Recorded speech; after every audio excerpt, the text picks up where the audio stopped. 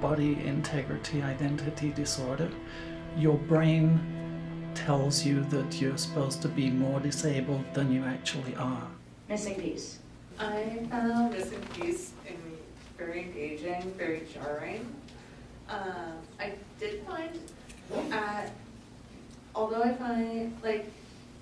think the responses that the one woman got online are horrible, but the movie itself, it left me not really understanding the condition any more than I did going into it, where it was just like, you're introduced to these two people who have this, but that was about it.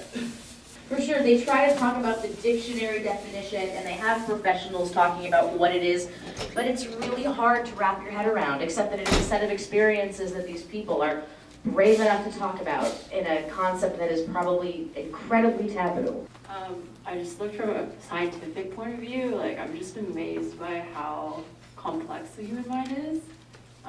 Just probably one thing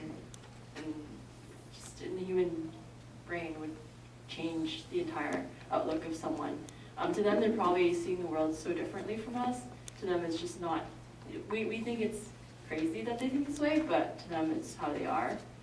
So I just thought that it was really interesting to shine a light on how they think and how they see the world. There are people where the desire to actually make themselves disabled, and then there are other people where they can't tolerate living another day with their left leg. For sure, this is the lens through which their reality comes through, right?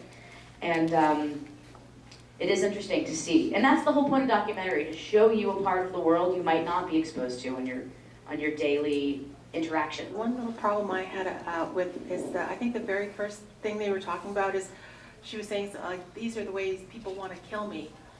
And by the time I figured out what they wanted to kill her for, I couldn't remember, and I don't know if it's important, the ways they want, do you know what I'm saying?